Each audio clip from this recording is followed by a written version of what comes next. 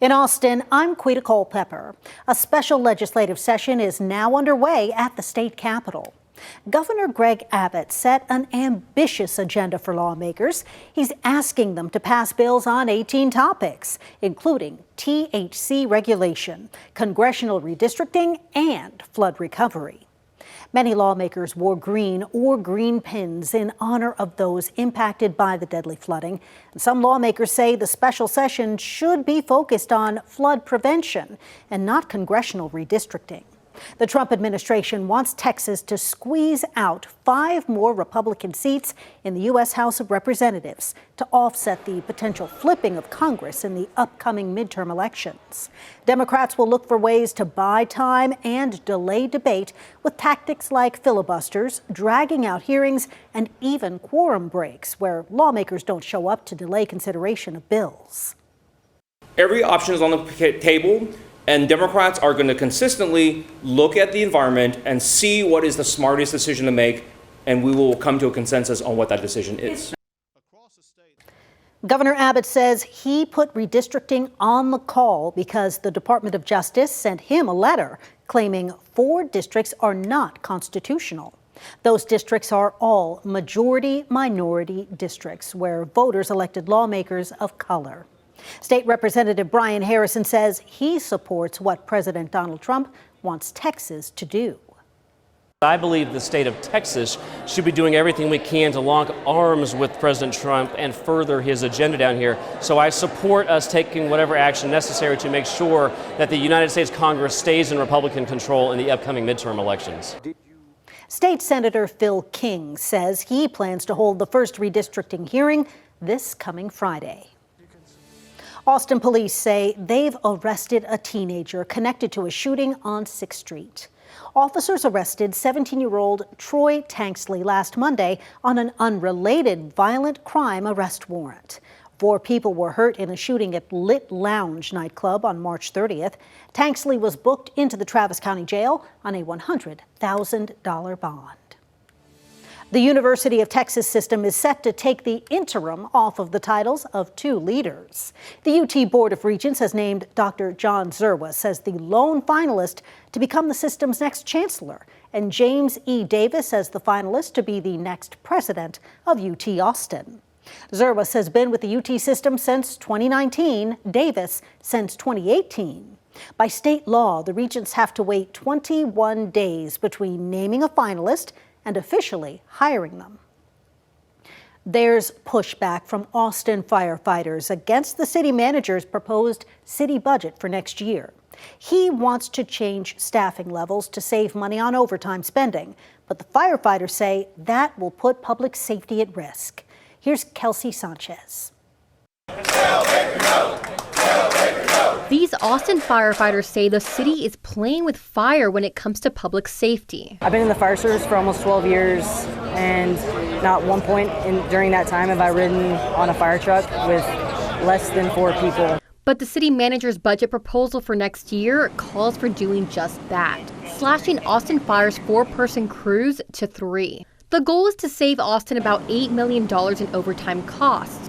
Fire specialist Lori Wagner says her concerns lie with adequate response and coming home alive. Whether that's for medical response or a fire response, this is going to be dangerous to the city and to the firefighters that serve it. Sarah Kuhn, who's also with Austin Fire, gave the example of a fire that sparked during the winter storm in 2021, where they had a 3-person crew. It happened at a home on East 12th Street. 3 elderly people died. If I had my 4th firefighter, he could either help pull victims out or help give medical care. Instead, I had to make the decision of who we were going to treat and who we were going to let live that day. That is a terrible decision for someone to have to live with. Before 2018, 3-person crews were standard for AFD. But City Council passed an ordinance bumping that up to 4. The firefighters expect these council members to keep their word and let the 4-person staffing ordinance from 2018 survive. Battalion Chief David Gerard has been with the department for 30 years, and he says reducing the staff would be a setback. I don't think that that's their objective, because no rational person would set the objective to regress your public safety by 3 decades. KVUE reached out to the mayor Monday about the concerns. In a statement, he said in part, quote, "I understand the union's disagreement with the manager. The next few weeks will offer the opportunity to evaluate this recommendation as well as numerous others and make final determinations," end quote. That was Kelsey Sanchez reporting. Austin public health officials say they have detected traces of measles in the city's wastewater. APH says the virus was detected through Travis County's wastewater surveillance during the first week of July, but officials didn't get the results to confirm that until last Friday. Only 2 people in Travis County have tested positive for measles so far this year. APH is encouraging people to make sure they are up to date with their measles, mumps, and rubella vaccine. We're learning more about why Hays County commissioners are pushing back on a judge's decision to void a nearly $440 million road bond. Jessica Cha spoke with county leaders about their appeal and their plan to move forward with projects despite an uncertain future. Hays County commissioners hit a bump in the road last month. You know, for me, this is beyond just a road bond being voided. This is about thousands of voters' voice being overturned. A Travis County judge brought Hays County's $440 million road bond that voters approved in November to a screeching halt. The court ruled that the Hays County Commissioners Court had violated the Texas Open Meetings Act public notice requirement when they put the item on the ballot. But commissioners are looking for an alternative route around the ruling. I think that we need to move forward with an appeal. And that's the way we've got to move forward. I'm not going to let Travis County tell us how we're going to run our county. A unanimous vote, but only on paper. I voted for it, but I'm not a fan of it.